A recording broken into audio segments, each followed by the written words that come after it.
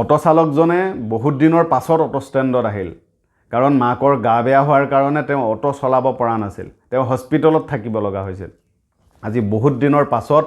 অটোখন লৈ তেওঁ ওলাই আহিল ভাড়াৰ কাৰণে এনে সময়তে এজন মানুহ আহিলে আৰু অটো বিচাৰিলে আৰু এই অটোখনত উঠি তেওঁ গ'ল তেওঁ অটো চলাই যোৱাৰ সময়ত দেখা পালে অটোত বহি যোৱা মানুহজন চিন্তাত আছে তেওঁলৈ বিভিন্ন ধৰণৰ ফোন আহিছে তেওঁ ফোনত প্ৰত্যেককে বেমাৰৰ কথা কৈ আছে প্ৰত্যেককে সাৱধানে থকাৰ কথা কৈ আছে তেওঁ ইভেন বেলেগ ডক্টৰৰ লগতো কথা পাতি থকা দেখা গ'ল তেতিয়া এই অটো চালকজনে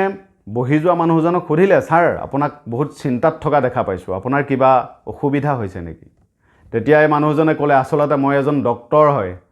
আৰু মই যিখন হস্পিটেলত কাম কৰোঁ তাত অৱস্থা বহুতেই বেয়া হয় মানুহ অক্সিজেনৰ অভাৱত মৰি গৈছে ডেইলি শ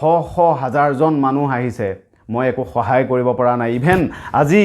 মোৰ নিজৰ মা আৰু মোৰ পত্নীৰো বেমাৰটোত আক্ৰান্ত হৈছে সেইকাৰণে মই চিন্তিত হৈছোঁ মই ভাবি পোৱা নাই মই কি কৰিম তেতিয়া অটো চালকজনে ক'লে স্যাৰ ইমান চিন্তা কৰিবলগীয়া কি কথা আছে অলপ দিনৰ আগত মোৰ মাৰো বেমাৰ হৈছিল কিন্তু মই মোৰ মাক ঠিক কৰি দিলোঁ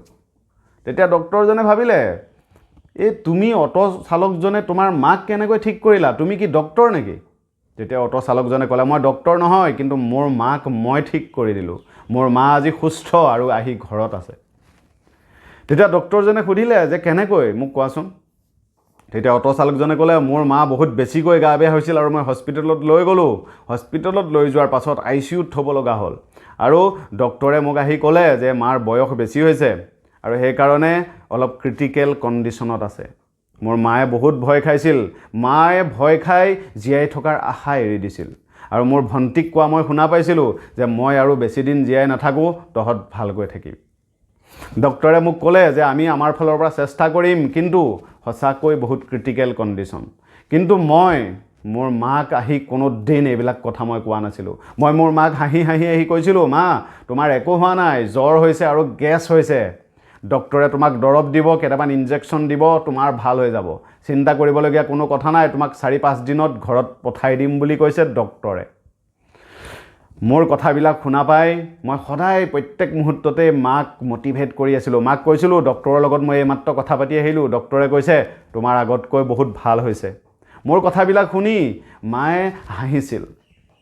আৰু মই মোৰ ঘৰৰ মোৰ ফেমিলিৰ সকলোকে কৈ ৰাখিছিলোঁ যে মোৰ মাৰ ওচৰত যেতিয়া যাব সকলোৱে হাঁহি কথা পাতিব আৰু সকলোৱে এটাই কথা ক'ব যে মা 2-3 দিনত তুমি ঘৰত গৈ আছা তোমাৰ একো হোৱা নাই লাহে লাহে ডক্টৰে আহি চেক কৰিলে 2 নম্বৰৰ দিনা ডক্টৰে ক'লে যে কোনো ইম্প্ৰুভমেণ্ট হোৱা নাই তাৰ পাছতো কিন্তু মই আশা এৰা নাই হস্পিটেলতে আছোঁ মই দিনে ৰাতিয়ে মাৰ লগত থাকোঁ আৰু মাক সদায় হঁহুৱাৰ চেষ্টা কৰোঁ প্ৰত্যেক মুহূৰ্ততে মাক এটা কথাই কোৱাৰ চেষ্টা কৰোঁ মা তোমাৰ একো হোৱা নাই ডক্টৰে কৈছে তোমাৰ একোৱে হোৱা নাই অকল জ্বৰ হৈছে লাহে লাহে মাৰ সঁচাকৈ ভাল হোৱা আৰম্ভ হ'ল 4 নম্বৰৰ দিনা ডক্টৰে আহি মোক ক'লে যে তোমাৰ মা সঁচাকৈ ইম্প্ৰুভমেণ্ট হৈছে তোমাৰ মা ভাল হৈছে ICUৰ পৰা আনি মাক এটা ৰুমত ৰখা হ'ল তাৰপাছত মই মাক সদায় সেই একেটা কামেই কৰিলোঁ হস্পিটেলখনত কি হৈ আছে কিমান মানুহ বেমাৰ হৈছে কাৰ কি হৈছে মই কোনো ধৰণৰ কথা মাক জানিবলৈ দিয়া নাছিলোঁ ইভেন কোনো মোৰ পৰিয়ালৰ মানুহকে মাক এইবিলাক কথা ক'বলৈ দিয়া নাছিলোঁ আৰু লাহে লাহে মায়ে সঁচাকৈ জীয়াই থকাৰ সপোন দেখিব লৈছিল আৰু যেতিয়াৰ পৰাই মায়ে মনত পজিটিভিটি আনিছিল তেতিয়াৰ পৰাই দৰৱবিলাকে কাম কৰা আৰম্ভ কৰিছিল আৰু শেষত মা এদিন সুস্থ হৈ উঠিছিল ডক্টৰে মোক ক'লে যে আমি আমাৰ 100% দিছোঁ যদিও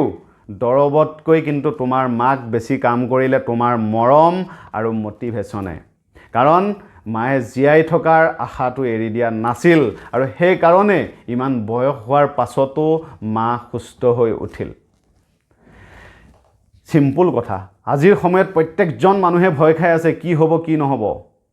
আমি আমাৰ দায়িত্ব হয় পৰিয়ালৰ দায়িত্ব হয় ডক্টৰৰ দায়িত্ব হয় প্ৰত্যেকজন মানুহৰ দায়িত্ব হয় প্ৰত্যেকজন ৰোগীক মোটিভেট কৰা কাৰণ এইকণ সময়ত দৰৱতকৈ বেছি গুৰুত্বপূৰ্ণ হৈছে ধৈৰ্য ধৰা সাহসিকতা দেখুওৱা অকল দৰৱে নহয় অকল দৰৱেৰে এজন মানুহ সুস্থ নহয় সুস্থ হ'বৰ কাৰণে মনোবল লাগিব আৰু এই মনোবলটোৰ আগত